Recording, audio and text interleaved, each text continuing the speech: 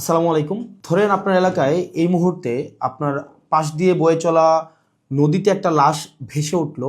তখন আপনি তৎক্ষণাৎ পুলিশকে খবর দিলেন যে এই লাশটাকে উদ্ধার করার জন্য, যে এই লাশটা এসে উদ্ধার করে পোস্টমর্টেম করে যে আইনগত প্রক্রিয়া আছে সেগুলো মেনটেন করার জন্য পুলিশ আসলেন। পুলিশ এসে সেই লাশটা আপনার বাসা থেকে ফর এক্সাম্পল 50 কিলোমিটার দূরে আপনার সদর হসপিটালে নিয়ে গেলেন। সেখানে পোস্টমর্টেম করা, সেখানে হচ্ছে ডোমকে রাজি করানো, তারপর হচ্ছে জানাজা, দাফন কাফন, এই প্রত্যেকটা কার্যক্রম পুলিশ নিজে উপস্থিত থেকে করলেন বা করেন। এটাই, পুলিশ ছাড়া এই কার্যক্রমগুলো কেউ করে না। অথবা কেউ হারিয়ে গেলেন, অথবা কেউ আত্মহত্যা করলেন, এই যে কার্যক্রমগুলোকে আমরা পুলিশকে দিয়েই হচ্ছে আমরা করতে হয়। এখন কয়েকটা প্রশ্ন এখানে। আপনার বাসা থেকে বা নদীর পাড় থেকে লাশটা জেলা সদরে নিয়ে যাওয়ার জন্য যে খরচটা হয়েছে, অ্যাম্বুলেন্স ম্যানেজ করা, ডোম ম্যানেজ করা, হসপিটালের যে খরচ, এই খরচটা আসলে কে দেয়? এই খরচটা দেয় হচ্ছে সেখানে নিয়োজিত যিনি দায়িত্বপ্রাপ্ত এসআই, কনস্টেবল বা যিনি যান, পুলিশের যে সদস্য যান, তাকেই কিন্তু এই খরচটা বহন করতে হয়। যেই 10-15 হাজার টাকা খরচ হয়, তাকে এই খরচটা বহন করতে হয়। যদিও সরকারি নিয়ম আছে যে এই খরচটা ফেরত দেওয়া হয়, কিন্তু যেই টাকা খরচ হয় আর যেই টাকা ফেরত দেওয়া হয়, ফর এক্সাম্পল 10,000 টাকা যদি খরচ হয়, সেখানে ফেরত দেওয়া হয় 500, 800, 1,000, 2,000 টাকা। তো সেটা দেখা যায় খরচ হওয়ার তুলনায় প্রাপ্তির যেই ব্যবধান, সেটা দৃশ্যমান অনেক বেশি ব্যবধান। তো এই পুরো খরচটা কিন্তু পুলিশকেই বহন করতে হয়। দ্বিতীয়ত হচ্ছে, আপনি যদি আপনার এলাকার থানাগুলাতে যান, থানাগুলাতে গিয়ে যদি দেখেন যে আপনার এলাকার এসআই, কনস্টেবল বা আপনার যারা সেবা দিয়ে থাকেন যে পুলিশগুলা কোন ধরনের পরিবেশে থাকেন, আপনি বিশ্বাস করেন, যদি আপনি ওই পরিবেশটা দেখেন, আমরা ইউনিভার্সিটিতে যেভাবে গণরুমে ছিলাম, এক রুমে গাদাগাদি করে অনেকজন, ফ্লোরিং করা, শুধুমাত্র তোষকটা থাকতো, উপরে ফ্যান নাই, যথাযথ পয় নিষ্কাশন ব্যবস্থা নাই, তারপরে হচ্ছে ভেন্টিলেশন সিস্টেম নাই, একটা মানবীয় জীবন বলতে যেটা বোঝায়, আপনার থানাগুলোতে পুলিশরা সেই ধরনের পরিবেশে থাকে। এখন একটা পুলিশ আপনার ডিউটি করে এসে রাতে যদি এই ধরনের একটা পরিবেশে ঘুমায়, আমরা কি তার কাছ থেকে প্রত্যাশিত সেবা আমরা কিভাবে এক্সপেক্ট করব? মানে এটা এটা একটা মানবীয় জীবন থানাগুলাতে আসলে পুলিশের জন্য ব্যবস্থা করা হয়েছে। এত বছরেও পুলিশ এই সেবাগুলোতে, এই মৌল মানবিক পুলিশের যেই বেসিক যে সেবাগুলা, সেগুলো এখনো পর্যন্ত কিন্তু সংস্কার করা হয়নি। তৃতীয়ত, সবচেয়ে গুরুত্বপূর্ণ এবং তৃতীয়ত যেই অসুবিধাটি আমি থানাতে দেখলাম এই কয়েক মাসে, সেটা হচ্ছে আপনার থানা থেকে একটা অপরাধ কার্যক্রম সংগঠিত হয়, ফর এক্সাম্পল 15 কিলোমিটার, 20 কিলোমিটার দূরে। একদিনে অনেকগুলো অপরাধ কার্যক্রম সংগঠিত একটা থানায় হতে পারে। পারিবারিক কলহ, মাদকের সমস্যা, ছিনতাই, ডাকাতি, চুরি, একাধিক সমস্যা সেখানে ঘটতে পারে।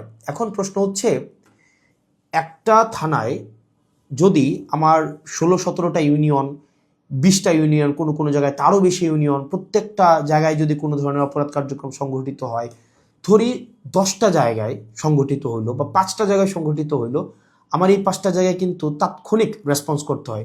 এখন তাৎক্ষণিক যদি আমরা রেসপন্স করতে চাই, সেই জায়গাগুলোতে পৌঁছাইতে অবশ্যই অবশ্যই আমাদের গাড়ির প্রয়োজন। মানে গাড়ি ছাড়া পায়ে হেঁটে তো নিশ্চয়ই এই ধরনের কার্যক্রমগুলোতে কখনোই পুলিশ তড়িৎ কোনো সিদ্ধান্ত বা তড়িৎ কোনো অ্যাকশন নিতে পারে না। কিন্তু আপনি যদি থানাগুলো যান, দেখবেন কোনো থানায় 10টা গাড়ির প্রয়োজন, 6টা গাড়ির প্রয়োজন, সেখানে থানাকে দেওয়া হয়েছে 1টা গাড়ি, 2টা গাড়ি। এখন পুলিশ তার বাসায় বসে থাকে না। আপনি কল দিলেন যে এখানে ঝামেলা হয়েছে, মানুষ মারা গিয়েছে, চুরি হয়েছে, খুন হয়েছে, পুলিশ কিন্তু আসতে হয়। তাহলে পুলিশ কিভাবে আসে? পুলিশ দেখা যায় একটা ভ্যান ভাড়া করে, একটা অটো ভাড়া করে, অথবা দেখা যায় একটা লেগুনা ভাড়া করে, সেইটা করে কিন্তু তাকে যেতে হয়।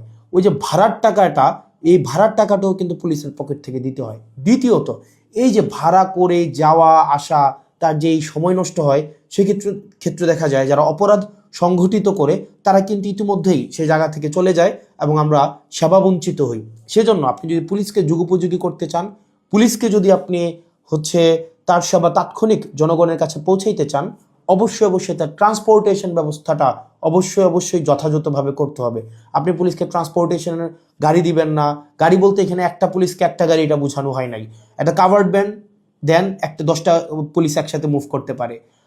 তারপর হচ্ছে একটা থানায় যদি আপনি 5টা 6টা গাড়ি দেন, তাহলে সেক্ষেত্রে কিন্তু ওই এলাকার অপরাধ কার্যক্রম অবশ্যই দৃশ্যমান কমে আসবে। কারণ পুলিশ ইমিডিয়েট রেসপন্স করতে পারবে। কারণ পুলিশ যদি ইমিডিয়েট রেসপন্স করতে না পারে, অপরাধ সংঘটিত হয়ে যাওয়ার পরে যদি রেসপন্স করতে হয়, সেক্ষেত্রে দেখা যায় দিন শেষে অপরাধী কিন্তু পালিয়ে যায়। সেজন্য পুলিশের দক্ষতা, পুলিশের সেবা যদি আপনি জনগণের দ্বারগোড়া পৌঁছাতে চান, অবশ্যই আপনার ট্রান্সপোর্টেশনের ব্যবস্থা উন্নতি করতে হবে। এখন আমাদের বর্তমান বিদ্যমান যে পুলিশ ব্যবস্থা রয়েছে, এই পুলিশ ব্যবস্থার থানাগুলোতে, আমি থানাগুলোর কথা বলবো, থানাগুলোতে তাদের অ্যাকোমোডেশন সমস্যা, তাদের বাসা, তাদের থাকার জায়গা নাই ঠিকঠাকভাবে, গণরুমের মতো তাদেরকে থাকতে হয়, এবং তাদেরকে যে বেতন দেওয়া হয়, এই বেতন দিয়ে যে একটা স্বাভাবিক জীবনযাপন করবে সেটা কোনোভাবেই সম্ভব না। দ্বিতীয়ত হচ্ছে আপনি তাকে ট্রান্সপোর্টেশনের ব্যবস্থা করছেন না যথাযথভাবে। আপনি তাকে দেখা যাচ্ছে যে আপনি তাকে ঢাল তরোয়ার ছাড়া, ট্রান্সপোর্টেশন ছাড়া আপনি অপরাধী ধরতে পাঠাচ্ছেন, টহল দিতে পাঠাচ্ছেন। সেক্ষেত্রে কিন্তু তাকে ট্রান্সপোর্টেশন ম্যানেজ করা এবং সেখানে যে ভাড়া মেটানো, সেটাও কিন্তু তার পকেট থেকেই করতে হয়। সরকার যে অ্যালটমেন্টটা দেয়, সরকার যে বরাদ্দ দেয়, সেটা খুবই খুবই প্রয়োজনের তুলনায় অপ্রতুল। তৃতীয়ত আপনি পুলিশে একটা আমি অনেকগুলো অফিসারের সাথে কথা বলেছি, রিটায়ার্ড অফিসার, চাকরিরত অফিসার, তাদের সাথে কথা বলেছি। পুলিশে ম্যানেজ করে নেওয়া একটা কালচার আছে, ম্যানেজ করে নেওয়া একটা কালচার। ফর এক্সাম্পল, আপনি কনস্টেবলকে পাঠাইলেন কোনো একটা জায়গায় আসামি ধরার জন্য, সেখানে 5,000 টাকা খরচ হবে যে আসামিটা ধরতে, ট্রান্সপোর্টেশন কস্ট বা তদন্ত এই জায়গাগুলোতে। তখন কনস্টেবল তার ঊর্ধ্বতন কর্মকর্তাকে উনি বললেন যে স্যার টাকা কোথায় পাবো? তখন বলে ম্যানেজ করে নাও। এখন ম্যানেজ করে নেওয়া অর্থ, সেটা নিশ্চয়ই আমরা বুঝেছি ম্যানেজ করে নেওয়া বলতে কি বোঝাচ্ছে। এবং আরও শঙ্কার বিষয় সেটা পুলিশের অনেক বড় বড় প্রোগ্রাম হয়। এই প্রোগ্রামে অনেক ক্ষেত্রে, সব ক্ষেত্রে না, কিছু কিছু প্রোগ্রাম আগে হতো, এখন বর্তমানে আছে কিনা এটা আপনারা জানাবেন। আগে এরকম নাকি হতো, পুলিশের অনেকেই জানিয়েছে এরকম নাকি হতো, একটা বড় প্রোগ্রাম হবে, এই প্রোগ্রামে দেখা যায় ঊর্ধ্বতন কর্মকর্তারা অধীনস্থ কর্মকর্তাদের ভাগ করে দিত যে খাবারের দায়িত্বটা তোমার, ডেকোরেশনের দায়িত্বটা তোমার, লাইটিংয়ের দায়িত্বটা তোমার। তো এখন টাকা আসবে কোন জায়গা থেকে? ম্যানেজ করে নাও। তো দেখা যায় অধস্তন কর্মকর্তারা সেটাকে ম্যানেজ করে নিতেন। তো নিশ্চয়ই ম্যানেজ করাটা সরকারের দায়িত্ব, ম্যানেজ করা তো অবশ্যই কোনো কর্মকর্তা কর্মচারীর দায়িত্ব না।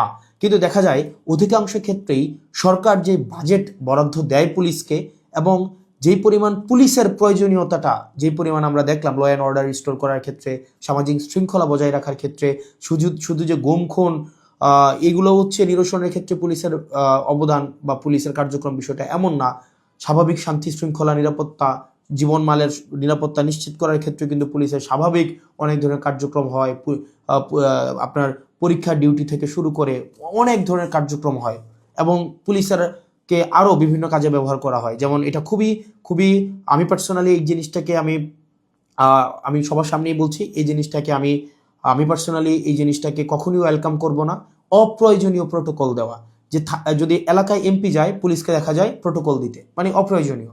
দেখা যায় ওসিকে আমরা অতীতও দেখেছি, ওসি সবসময় আপনার এমপির সাথে সাথে থাকতে হয়, থাকেই থানায় একটা গাড়ি। এখন একটা গাড়ি নিয়ে যদি আপনার ওসি বা অন্য কর্মকর্তারা আপনার এমপির সাথে সারাদিন ব্যাপী থাকতে হয়, যেখানে যায় সেখানে যেতে হয়, তাহলে ওসিও কিন্তু তার স্বাভাবিক থানা কার্যক্রম করতে পারে না, সাধারণ মানুষ সেবা বঞ্চিত হয়। একই সাথে সাথে যে একটা গাড়ির, এই গাড়িটাও কিন্তু অপচয় হয়। সেজন্য, এবং আপনারা জেনে থাকবেন যে এমপির সাথে পুলিশ সবসময় থাকে, কিন্তু এটা কিন্তু কোনো নিয়মে নাই, কোনো প্রোটোকলে নাই। এমপির সাথে পুলিশ থাকবে, এটার কোনো প্রোটোকল নাই, কোনো প্রোটোকলেই নাই।